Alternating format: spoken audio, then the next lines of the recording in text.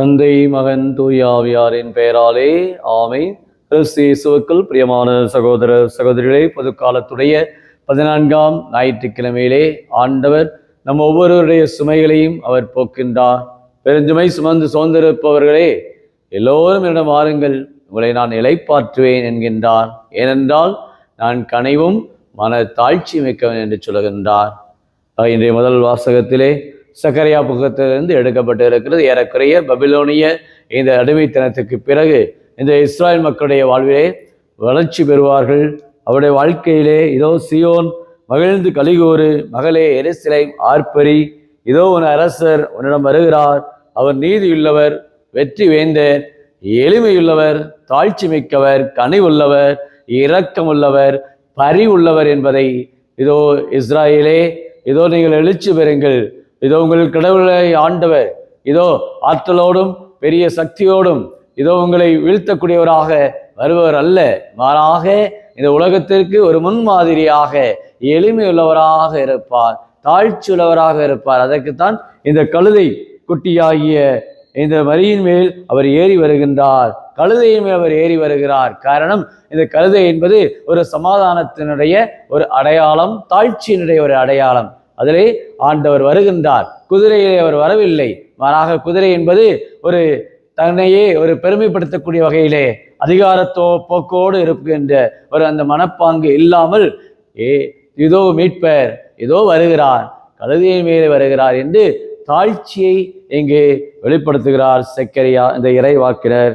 இதைத்தான் இன்றைய 2ஆம் வாசகத்திலே அவருடைய அருமையாக குறிப்பிடுகிறார். சகோதர சகோதரிகளே, கடவுளுடைய ஆவி உங்களுக்குள் குடிகொண்டிருந்தால் நீங்கள் ஊனியல்வை கொண்டிராமல் ஆவிக்குரிய இயல்பை கொண்டிருப்பீர்கள் என்று சொல்லுகின்றார். ஆக கடவுளுடைய இதோ ஆவிக்குரிய ஒரு மனநிலையோடு நாம் செயல்பட வேண்டும். கடவுளுடைய ஆவி நம்மிலே குடிகொண்டிருக்கின்றார்.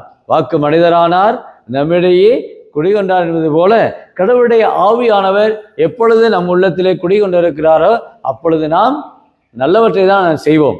யாரெல்லாம் தூய ஆவியால் இயக்கப்படுகிறார்களோ அவர்களே கடவுளுடைய மக்கள் என்பதையும் ஆண்டவர் குறிப்பிடுகின்றார். ஆக பரிசுத்த ஆவியானவர் நம்மிலே பிரவேசிக்கின்றார். பரிசுத்த ஆவியானவர் மூவரு கடவுள் நம் மீது இறங்குகின்றார். தந்தை மகன் தூய ஆவி என்ற மூவரு கடவுளுடைய இந்த ஆற்றல் நம்ம ஒவ்வொருவரையும் நிரப்புகின்றது. ஆக நாம் இந்த ஊனியல்பு நம்முடைய உடலுக்கு இருக்க அந்த தீய இச்சைகளை நாம் சாகடிக்க வேண்டும். இன்றைக்கு அநேக தீமைகள், அநேக தீய சக்திகள், எங்கு பார்த்தாலும் பாலியல் பலாத்காரங்கள், எங்கு பார்த்தாலும் மனிதனை சிதைக்கக்கூடிய அளவுக்கு இன்னைக்கு பல்வேறு அவலங்கள். காரணம், இந்த தீய இச்சைகளுக்குரிய காரியங்களிலே இன்றைக்கு அநேக பேர் இன்றைக்கு மயக்கப்பட்டு மாய நிலைக்கு இன்றைக்கு தள்ளப்படுகின்றார்கள். இதைத்தான் 2ஆம் வாசகத்திலே பவுலடியார் குறிப்பிடுகின்றார். இதோ உங்களுடைய வாழ்விலே மீட்பு உண்டு எப்பொழுது நீங்கள் கடவுளுடைய ஆவிக்கு செயல்படுத்தக்கூடியவர்களாக, ஆவியினுடைய வல்லமையால் ஆட்கொள்ளப்படுவர்களாக இருந்தால் நிச்சயம் கடவுள் உங்கள் வாழ்விலே வசந்தம் பெருகும் என்பதை இன்றைக்கு ஆண்டவர் ஆணித்தரமாக பவுலுடைய வழியாக குறிப்பிடுகின்றார். அதே வேளையில் நற்செய்தியை நாம் பார்க்கிறோம்.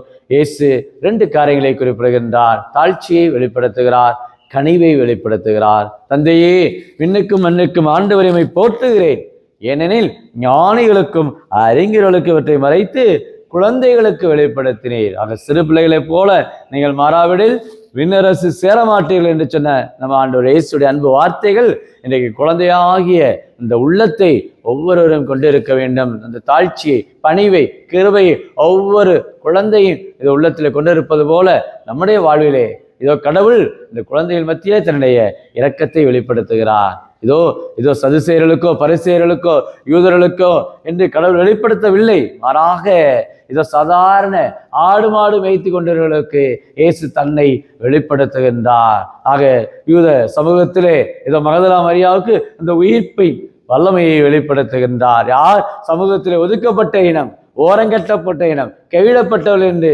சமூகத்திலே புறந்தள்ளப்பட்டவர்கள் மத்தியிலே கடவுள் தன்னை வெளிப்படுத்துகின்றார். ஆக பவுலடியார் இதோ பிற இனத்து அப்போஸ்தலர் என்று அழைக்கப்பட்டது போல யூதராக பிறந்தாலும் தன்னுடைய வாழ்விலே செல்வந்தராக இருந்தாலும் தான் ஒரு பிற இனத்து அப்போஸ்தலர் என்று பெருமை கொண்டார்.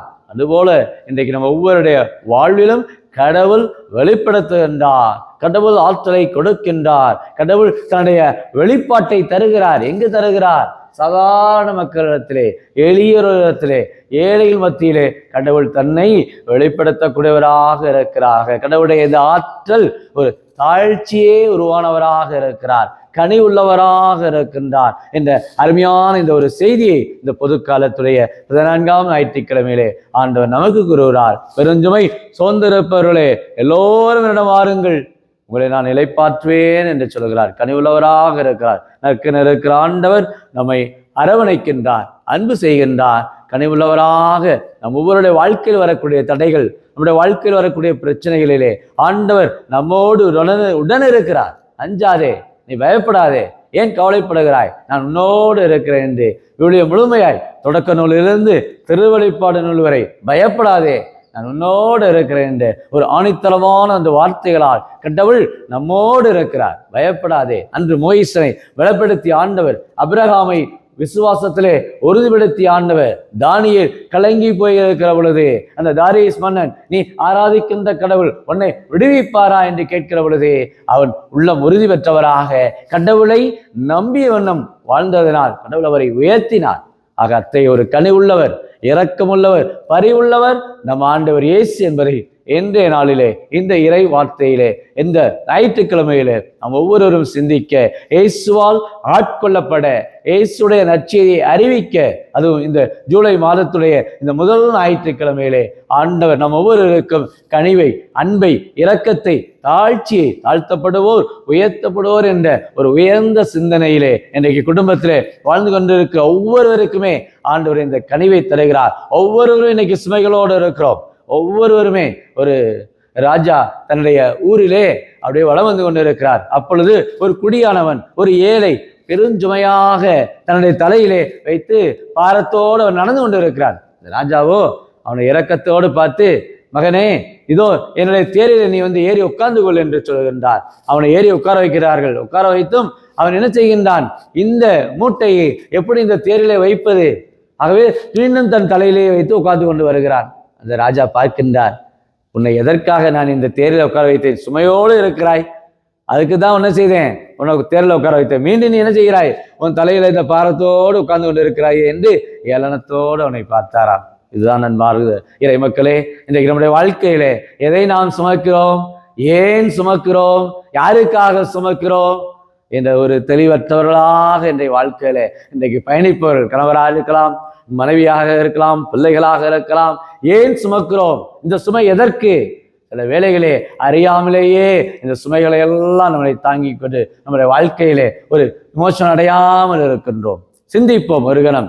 ஆண்டவர் நம்முடைய சுமைகளை அவர் இறக்கி வைப்பவர். ஆண்டவர் நம்முடைய சுமைகளை தாங்கக்கூடியவர், சுமை தாங்கியாக இருக்கிறார். மகனே, மகளே, உன் சுமைகளை ஏதோ நான் தாங்க, உன்னுடைய பிரச்சனைகளை, உன்னுடைய வாழ்க்கையில் வரக்கூடிய கவலைகளை ஏதோ நான் தாங்க தயாராக இருக்கிறேன் என்று நற்கருணை ஆண்டவர் நம்மை பலப்படுத்த இருக்கின்றார். அவர் இந்த ஞாயிற்றுக்கிழமையிலே இயேசுவிடம் வருவோம். இயேசு நம்முடைய சுமைகளை ஏற்றுக்கொள்ளக்கூடியவர், தாங்கக்கூடியவர் என்பதிலே நாம் இயேசுடன் நம்முடைய சுமைகளை இறக்கி வைப்போம். அவர் நம்மை பலப்படுத்துவார். என் நீதியின் வலக்கரத்தால் உன்னை தாங்குவேன் என்று சொன்ன ஆண்டவர் நம்மை இந்த நாளிலே பலப்படுத்த இருக்கின்றார். ஜெபிப்போமா? அன்பின் பரலோக பிதாவே, அப்பா இயேசுவே, அருமையான இந்த நாளுக்காக நன்றி கூறுகின்றோம். பொது காலத்துடைய இந்த 14ஆம் ஞாயிற்றிலே இதோ பல்வேறு சுமைகளோடு இருக்கிற பிள்ளைகள், உடல் சுமைகள், மனச்சுமைகள், பொருளாதார சுமைகள், உறவு சுமைகள் என்று இன்றைக்கு அங்கலாய்த்து கொண்டிருக்கிற அநேக பிள்ளைகள் நோய்வாய்ப்பட்டு, இதோ இந்த நோய் என்னுடைய உள்ளத்திலே, இன்னும் உடலிலே இன்னும் நீங்கவில்லையே என்று அங்கலாய்க்கிற அநேக பிள்ளைகள், இன்னைக்கு தீய பழக்க வழக்கத்திலே இதோ கட்டுண்டு இருக்கிற பிள்ளைகள், தீய சக்தியிலே இன்னைக்கு ஊடுருவோடு பிள்ளைகள் அநேக பேர் சுமைகளோடு வாழ்கின்றார்கள். இயேசுவே, இதோ நீரே எங்கள் மீட்பர், நீரே எங்கள் இரட்சகர், நீரே எங்களுக்கு வாழ்வெடுப்பவர் என்பதை நாங்கள் அறிந்தவர்களாக இதோ இந்த சமூகத்தில், இந்த யூடியூபிலே இன்னைக்கு ஜபிக்கிற அநேக குடும்பத்தார் எப்பொழுது இந்த பாரம் நீங்கும், எப்பொழுது இந்த வேதனை நீங்கும் என்று அங்காய்த்து கொண்டிருக்கிற பிள்ளைகளிடத்திலே சுமைகளை இதோ நீர் நீக்கி ஒவ்வொருடைய வாழ்வுக்கும் மீட்பையும் இரக்கத்தையும், உம்முடைய தாழ்ச்சி, உம்முடைய கனிவுள்ள, உம்முடைய கிருபையுள்ள, இந்த ஞானமுள்ள இந்த ஒரு இறை வார்த்தையினால் ஒவ்வொருவருக்கும் மீட்பை கொடுக்கும்படியாக, இது உம்முடைய அன்பை வாரி வழங்கும்படியாக என்னாலும் உடைய இறை அன்பிலும் பிறர் அன்பிலும் ஆள தேவையான குடைகளையும் மரங்களையும் இந்த நாளிலே கொடுக்கும்படியாக கிறிஸ்து வழியாக உம்மை மன்றாடுகிறோம். ஆமேன்.